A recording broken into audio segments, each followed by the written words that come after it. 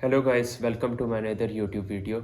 आज इस वीडियो में हम डिस्कस करेंगे कि स्वीडन का स्टडी कल्चर किस तरह डिफरेंट है अगर आप एज अ स्टूडेंट आ रहे हैं पाकिस्तान से या इंडिया से या बांग्लादेश से। तो चलते हैं वीडियो की तरफ। सबसे पहला पॉइंट है प्लेजरिज्म। स्वीडन में आप किसी भी यूनिवर्सिटी में हो या बेशक उपसाला यूनिवर्सिटी में पढ़ रहे हो, प्लेजरिज्म को ये काफ़ी सीरियसली लेते हैं। इवन कि अगर आपने किसी का आइडिया कॉपी कर कर अपने वर्ड्स में भी मेंशन किया अपनी असाइनमेंट में, तो वो भी एज अ प्लेजरिज्म काउंट होगा। और अगर आप इस चीज़ में इन्वॉल्व होंगे तो आपके ख़िलाफ़ बड़ा स्ट्रिक्ट एक्शन लेते हैं। समटाइम्स ये यूनिवर्सिटी से निकाल देते हैं या समटाइम्स आपको एक सेमेस्टर पढ़ने नहीं देते। नंबर सेकंड पर ब्रेक कल्चर। स्वीडन में हर लेक्चर के दौरान फॉर एग्ज़ाम्पल अगर 1 घंटे का या 2 घंटे का लेक्चर है तो उसमें 10 से 15 मिनट की ब्रेक होगी, क्योंकि ये इस चीज़ का बड़ा ख़्याल रखते हैं कि स्टूडेंट पे स्ट्रेस ना आए। और उस ब्रेक में आप लंच भी कर सकते हैं या कॉफ़ी ले सकते हैं। तो ये काफ़ी ज़्यादा कॉमन है। इवन वर्क लाइफ में भी काफ़ी ज़्यादा कॉमन है और स्टडी लाइफ में भी काफ़ी ज़्यादा कॉमन है। नेक्स्ट पॉइंट, अगर आपका कोई भी कोर्स फेल हो जाता है ड्यूरिंग सेमेस्टर, तो आप वो कोर्स रिपीट कर सकते हैं ईज़िली नेक्स्ट सेमेस्टर या नेक्स्ट ईयर। ये डिपेंड करता है यूनिवर्सिटी टू यूनिवर्सिटी, लेकिन आपको उस कोर्स की फ़ीस नहीं दोबारा से पे करनी पड़ती किसी भी आप यूनिवर्सिटी में हो। फोर्थ नंबर पर, क्योंकि मोस्टली स्टूडेंट्स यहाँ इंटरनेशनल स्टूडेंट्स काफ़ी ज़्यादा होते हैं और हम लोग अक्सर काम भी कर रहे होते हैं और स्टडीज़ भी साथ साथ कर रहे होते हैं, तो आप फ्रीज़ भी करवा सकते हैं। अगर आप काफ़ी ज़्यादा आप स्टडी को टाइम नहीं दे पा रहे, तो आप सर्टन टाइम के लिए फ़ीस भी करा सकते हैं। अब ये डिपेंड करता है यूनिवर्सिटी टू यूनिवर्सिटी और इमिग्रेशन डिपार्टमेंट पे भी। फॉर एग्ज़ाम्पल अगर मैं उपसाला की आपके साथ एग्ज़ाम्पल शेयर करूँ तो यहाँ 1 साल तक आई थिंक सो आप फ्रीज़ करा सकते हैं, लेकिन स्वीडन का इमिग्रेशन डिपार्टमेंट ये भी कहता है कि अगर आप फ्रीज़ करवा रहे हैं तो आपको अपनी कंट्री वापस जाना पड़ेगा, और जब आपने रिज्यूम करनी हो स्टडीज़ तो आप दोबारा से वापस स्वीडन आएंगे। लेकिन ये आपको चेक करना पड़ेगा अपनी यूनिवर्सिटी से और इमिग्रेशन डिपार्टमेंट दोनों से। नंबर 5 पे, स्वीडन में काफ़ी ज़्यादा रिसर्च को इम्पोर्टेंस दी जाती है और ये रिसर्च और प्रैक्टिकल दोनों चीज़ों को साथ लेके चलते हैं। फॉर एग्ज़ाम्पल अगर आपको कोई असाइनमेंट मिली है, उसमें अगर आप कोई चीज़ डिस्कस करते हैं तो वो आपको उस लॉजिकली प्रूव करनी पड़ेगी। और अगर आपको कोर्सेज़ में कोई लिटरेचर मिला है तो वो भी आपको लाजमी पढ़ना पड़ेगा। विदाउट आप लिटरेचर या रीडिंग किए असाइनमेंट नहीं कर सकेंगे। अब ये डिपेंड करता है डिग्री टू डिग्री और फील्ड टू फील्ड, लेकिन अगर आप सोशल साइंसेज से रिलेटेड हैं आपकी डिग्री, तो आपको डेफिनेटली काफ़ी ज़्यादा लिटरेचर भी पढ़ना पड़ेगा और आपको काफ़ी ज़्यादा रिसर्च पेपर्स पढ़ने पड़ेंगे।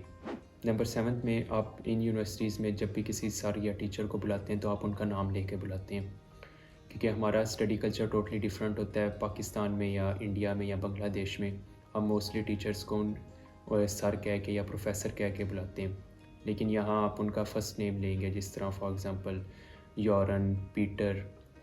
और वो हमारे लिए काफ़ी नई चीज़ होती है। यहाँ वो माइंड तो नहीं करते अगर आप उनको सर कहेंगे या प्रोफेसर, लेकिन नॉर्मली उनका नाम लिया जाता है।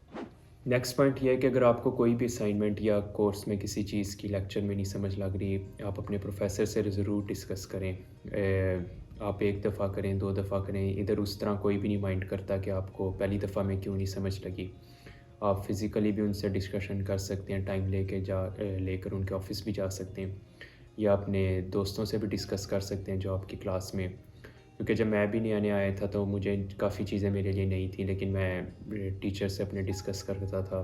फिर वो मुझे बाय ईमेल एक्सप्लेन करते थे कि ये इस तरह है, ये ऐसे है। और अगर आप असाइनमेंट भी लेट जमा करा रहे हैं तो मोस्टली स्टूडेंट्स ये होता है कि वो इन्फॉर्म नहीं करते प्रोफेसर को कि हाँ, इस वजह से मैं लेट जमा करा रहा हूँ। लेकिन आप एटलीस्ट, मैं ये सजेस्ट करूँगा, इन्फॉर्म उनको ज़रूर करें, या बिफ़ोर असाइनमेंट या आफ्टर असाइनमेंट, कि हाँ, मेरी इस वजह से मैंने ये लेट असाइनमेंट जमा कराई। नेक्स्ट पॉइंट है ग्रुप वर्क। ग्रुप वर्क काफ़ी ज़्यादा कॉमन है स्वीडन में और उपसाला यूनिवर्सिटी में स्पेशली, और आपको यहाँ ग्रुप वर्क में प्रॉपर पार्टिसिपेट भी करना पड़ेगा और मीटिंग्स भी अटेंड करनी पड़ेंगी। समटाइम्स आपकी ऑनलाइन होगी, समटाइम्स आपकी फ़िज़िकल होगी।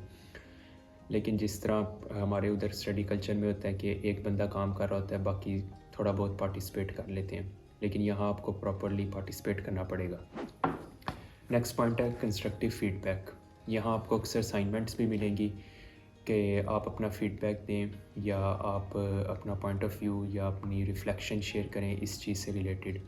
इवन कि आप अपना पॉइंट ऑफ व्यू प्रोफेसर की रिसर्च से भी रिलेटेड दे सकते हैं कि आप उस चीज़ से एग्री करते हैं या डिसएग्री करते हैं।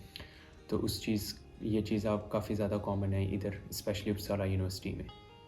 नेक्स्ट पॉइंट है सेमिनार्स। सेमिनार्स यहाँ काफ़ी ज़्यादा कॉमन है। सेमिनार्स आप इसी तरह कह लें प्रेजेंटेशंस, और प्रेजेंटेशंस आपकी ग्रुप में भी होंगी, इंडिविजुअल भी होंगी, और वो आपकी इंग्लिश में होंगी ऑब्वियसली, क्योंकि आपका कोर्स इंग्लिश में होगा।